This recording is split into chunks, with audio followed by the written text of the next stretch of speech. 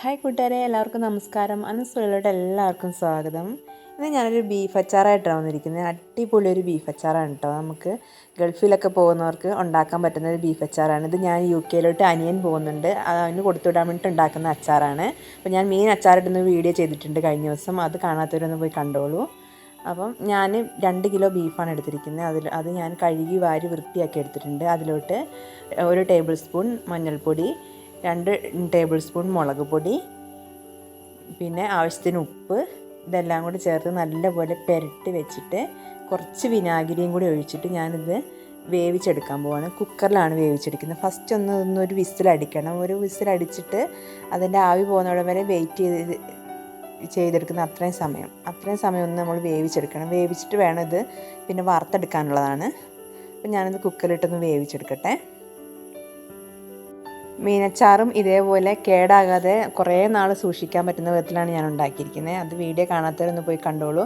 നമുക്ക് ഫ്രിഡ്ജിലൊന്നും സൂക്ഷിക്കേണ്ട. ഗൾഫിലൊക്കെ പോകുന്നവർക്ക് വളരെ എളുപ്പത്തിൽ നല്ല സുഖമായിട്ട് കൊണ്ടുപോകാൻ പറ്റുന്ന രീതിയിലാണ്, സൂക്ഷിച്ച് വെക്കാൻ പറ്റുന്ന രീതിയിലാണ് ഞാൻ ഉണ്ടാക്കിയിരിക്കുന്നത്. ബീഫ് അച്ചാറും അതേപോലെ തന്നെ.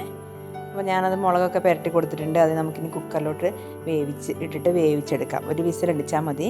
വെള്ളമൊന്നും ഒഴിച്ചു കൊടുക്കണ്ട, അതിൽ തന്നെ വെള്ളം ഉണ്ടാവും. അപ്പോൾ ആ ബീഫ് വെന്തിട്ടുണ്ട്. ഒരു വിസിലടിച്ചപ്പോൾ ഞാൻ ഓഫാക്കി. ചെറിയ പീസാക്കി മുറിച്ച ബീഫായിരുന്നു. അപ്പം വല്ലാണ്ട് വെന്ത് പോകരുത്. നമുക്കിത് എണ്ണയിലിട്ട് ഫ്രൈ ചെയ്തെടുക്കാൻ പോവാണ് ഞാനിത്. അതുവേണ്ടി ഒറ്റ വിസിലേ അടിച്ചിട്ടുള്ളൂ. ഒറ്റ വിസിലടിച്ച് ഓഫാക്കി അതിൻ്റെ ആവി പോകുന്നിടം വരെ വെയിറ്റ് ചെയ്തു. അത്രയും സമയം ഇത് വെന്തിട്ടുള്ളൂ. ഇനി ഞാനിത് വറുത്തെടുക്കട്ടെ. നല്ലെണ്ണയിലാണ് വറുത്തെടുക്കുന്നത്.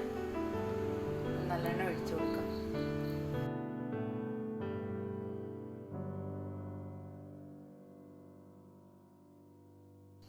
എണ്ണ ചൂടാവട്ടെ. ചുവട് കട്ടിയുള്ളൊരു പാത്രം എടുക്കണം കേട്ടോ. അതൊരു പഴയ പാത്രമാണ്. ഇത് ചെറിയ തീയിലിട്ടിട്ട് അത്യാവശ്യം നല്ലപോലെ ഒന്ന് മുരിയിച്ചെടുക്കണം. എന്നാൽ ഒത്തിരി ഹാർഡാവാനും പാടില്ല. ഹാർഡായാൽ നമുക്ക് അച്ചാർ കഴിക്കാൻ ഭയങ്കര കട്ടിയായിരിക്കും. നമ്മളതുകൊണ്ടാണ് വേവിച്ചിട്ട് ഇത് വറുത്തെടുക്കുന്നത്. വേവിക്കാതെ വറുത്താൽ ഭയങ്കര കട്ടിയായിരിക്കും. അപ്പോൾ ഈ ഒരു പരുവത്തിൽ മൂത്ത് വരുമ്പോൾ നമുക്ക് കോരിയെടുക്കാം. ആദ്യത്തെ ട്രിപ്പ് ഞാൻ കോരിയെടുക്കുകയാണ്. അപ്പോൾ എല്ലാം ഇതേപോലെ ഒന്ന് വറുത്തെടുക്കട്ടെ.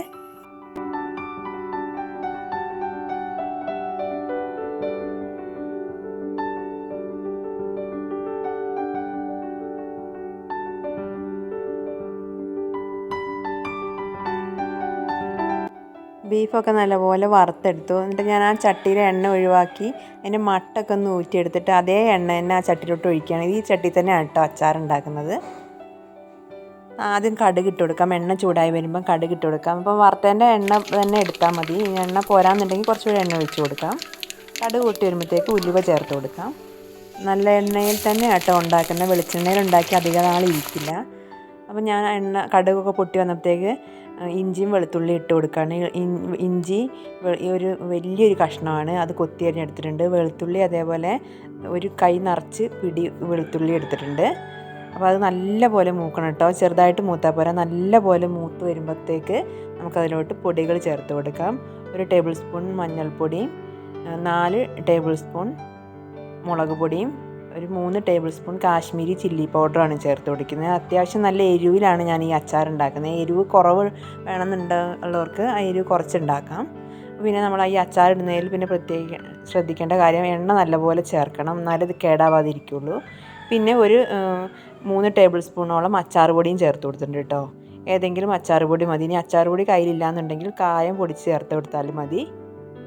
അപ്പോൾ മുളക് പൊടി 1 ടേബിൾ സ്പൂൺ കൂടെ കൂടുതൽ ചേർത്ത് കൊടുക്കണം. അതെല്ലാം കൂടെ നല്ലപോലെ മൂത്ത് വന്നതിന് ശേഷം ഞാൻ വറുത്ത് കോരി വെച്ചിരിക്കുന്ന ബീഫ് ഇട്ട് കൊടുത്ത് നല്ലപോലെ ഇളക്കി കൊടുക്കുകയാണ്. ആവശ്യത്തിന് ഉപ്പും ചേർത്ത് കൊടുക്കാം. എന്നിട്ട് നല്ലപോലെ ഒന്ന് ഇളക്കി 5 മിനിറ്റ് ഇളക്കിയതിന് ശേഷം വിനാഗിരി ചേർത്ത് കൊടുക്കുകയാണ്. ഞാൻ ഫ്ലെയിം ഓഫ് ചെയ്തിട്ടില്ല. ഫ്ലെയിം ഓഫ് ചെയ്യാതെ തന്നെയാണ് വിനാഗിരി ചേർത്ത് കൊടുക്കുന്നത്. വിനാഗിരിയും ചേർത്ത് കൊടുത്ത് ഒരു 5 മിനിറ്റ് തിളപ്പിക്കാം. നമ്മളെ ബീഫ് അച്ചാർ റെഡിയായി. ഇത്രയേ ഉള്ളൂ. പണി സിമ്പിളാണ്. വറുത്തെടുക്കുന്ന പണിയേ ഉള്ളൂ കേട്ടോ. ബീഫ് അച്ചാറിന് കുറേ നാൾ കേടാകാതിരിക്കും. നല്ലെണ്ണയിൽ ഉണ്ടാക്കണം. പ്രത്യേകം ശ്രദ്ധിക്കേണ്ട ഒരു കാര്യമാണ്. നല്ലെണ്ണയിൽ ഉണ്ടാക്കണം. പിന്നെ അത്യാവശ്യം ഇഞ്ചിയും വെളുത്തുള്ളിയൊക്കെ നല്ലപോലെ മൂക്കണം. ഒന്നും ഒരു പച്ച വെള്ളമായോ ഒന്നും പാടില്ല. നമ്മൾ കോരി വെക്കുന്ന പാത്രത്തിലും വെള്ളമായാൻ പാടില്ല. ഒരു വെള്ളത്തിൻ്റെ ഒരു അംശം ഞാനിതിൽ തൊട്ടിട്ടില്ല. വെള്ളം തൊടാതെ വേണം നമ്മൾ ഈ അച്ചാർ ഉണ്ടാക്കാൻ. എന്നാൽ കുറേ നാൾ നമുക്ക് അച്ചാർ കേടാവാതിരിക്കും. പിന്നെ നമ്മൾ അച്ചാറൊക്കെ എടുക്കുമ്പം നനഞ്ഞ സ്പൂണൊന്നും ഇടാതെ ഉണങ്ങിയ സ്പൂണിട്ട് എടുക്കാം. അപ്പോൾ കുറേ നാൾ നമുക്ക് കിട്ടും. ഇതൊക്കെ അവന് UK കൊണ്ടുപോകാൻ വേണ്ടിയിട്ട് ഉണ്ടാക്കി വെച്ചിരിക്കുന്ന അച്ചാറുകളാണ്. ചമ്മന്തിപ്പൊടിയുണ്ട്, മീനച്ചാറും ഒക്കെ ഉണ്ട്.